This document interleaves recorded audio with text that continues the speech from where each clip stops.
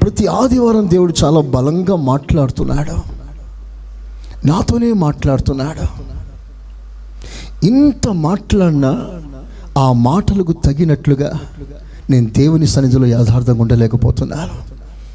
ఇక నా జీవితం అంతేనా? ఎప్పుడు వాక్యం వింటూ వింటూ వింటూ నేను ఎల్లప్పుడూ నీకు దూరంగా ఉండవలసిందేనా? కలవరపడుతున్నావా?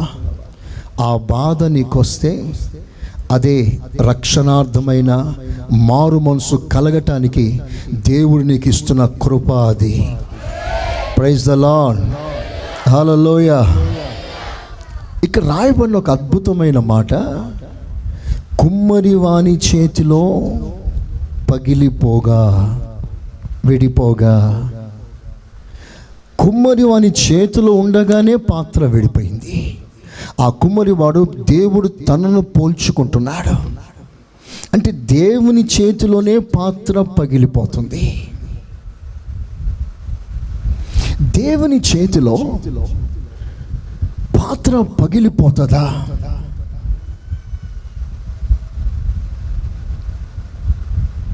దేవుని చేతిలో ఉండగా అనగా నువ్వు దేవునితో సంబంధం కలిగి ఉండగా, దేవుని ప్రణాళికలో ఉండగా, నీ పట్ల దేవుడు పలానా చేద్దామని ఆలోచిస్తూ ఉండగా, ఇంకా నువ్వు తయారీలో ఉండగా, దేవునితో ఒక సన్నిహితమైన సంబంధం కలిగి ఉండగా, ఇంత సంబంధం కలిగి ఉన్నప్పుడు కూడా పాత్ర పగిలిపోతుందా? నేను దేవునితో సంబంధం కలిగి ఉన్నప్పుడు నేను ఎంత ఘనంగా ఉండాలి, ఎంత బలంగా ఉండాలి, ఎంత ఆశీర్వాదంగా ఉండాలి. Why I'm broken? నేనెందుకు విరిగిపోయా? కొన్నిసార్లు నా మార్గంలో నీవు దూతలు కావలి ఉంచుతావని లేఖనం మన హృదయాల్లో తేటగా కనిపిస్తున్నా,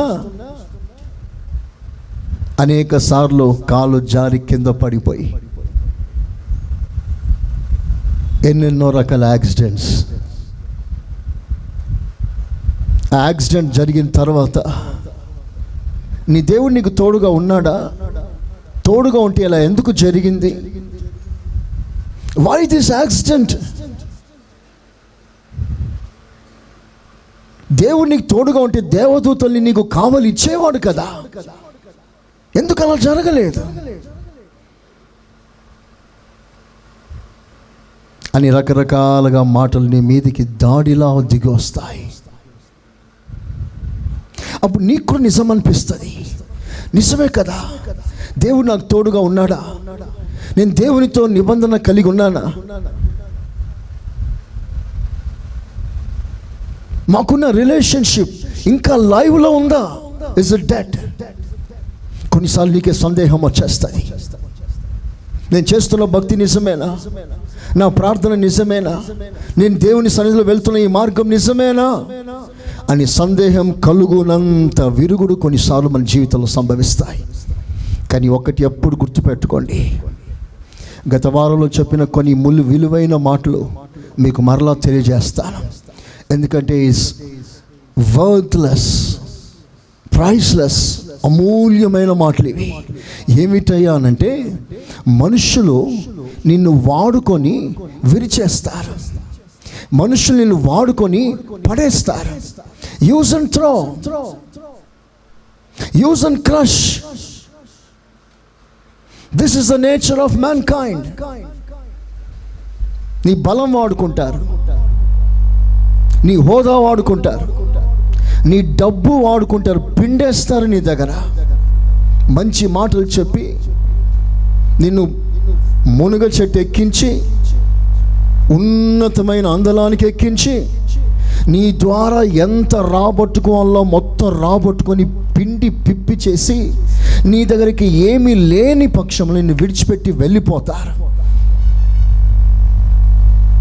నీ పలుకుబడి వాడుకుంటారు, నీ గౌరవాన్ని వాడుకుంటారు, నీ స్టేటస్ వాడుకుంటారు. వాడుకున్న తర్వాత పగలగొట్టేస్తారు. యూస్లెస్ అంటారు. ఇది మనుషుని తత్వం. కానీ నా దేవుడు నిన్ను ముందు విరుస్తాడు, ముందు నిన్ను నలుపుతాడు, ఆ తర్వాత నిన్ను వాడుకుంటాడు. చప్పట్లతో దేవుని గణపరుస్తామా? హల్లెలూయా.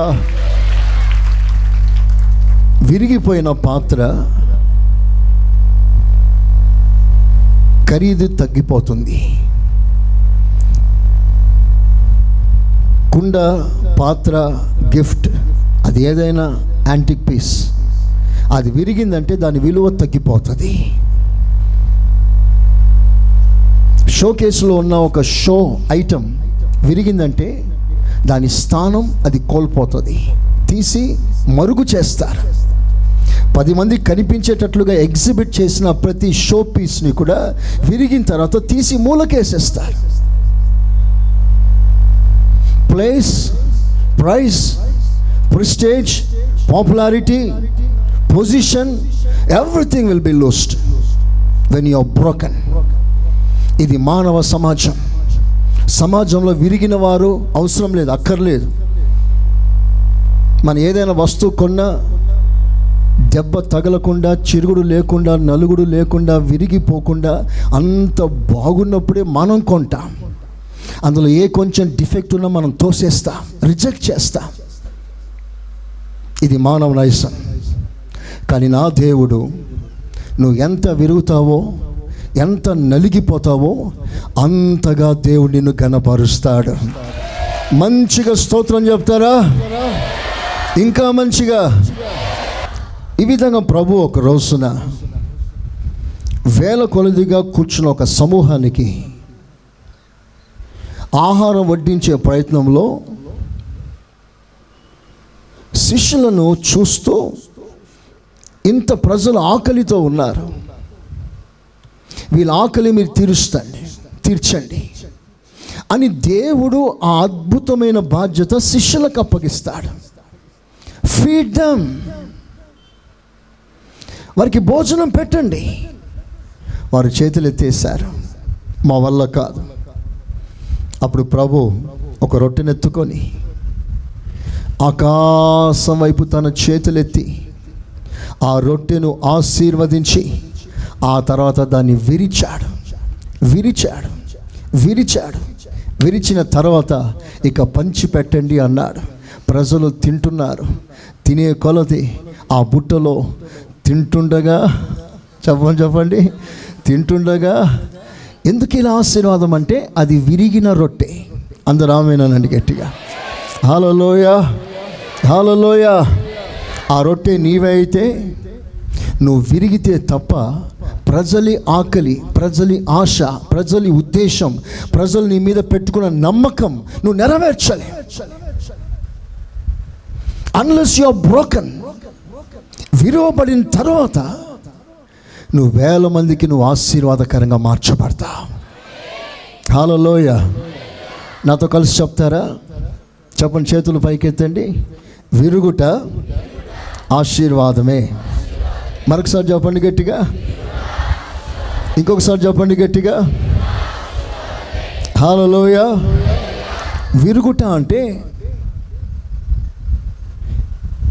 నీ హృదయం తట్టుకోలేనంత బాధ నీకు వస్తుంది, విరుస్తాడు. నీకు దగ్గరున్న వారందరూ దూరం అవుతారు, విరుస్తున్నాడు. ఆర్థిక సంక్షోభం, విరుస్తాడు. ఉద్యోగాల్లో సమస్యలు, విరుస్తాడు. వ్యాపారంలో దిగుబడి, విరుస్తాడు. చుట్టూ సమస్యలు, విరుస్తాడు. ఈ విరుగుడులన్నీ ఎందుకయ్యానంటే రేపు నేను బలమైన పాత్రగా ఆశీర్వదించుటకే నిన్ను విరుస్తున్నాడు దేవుడు. హల్లెలూయా.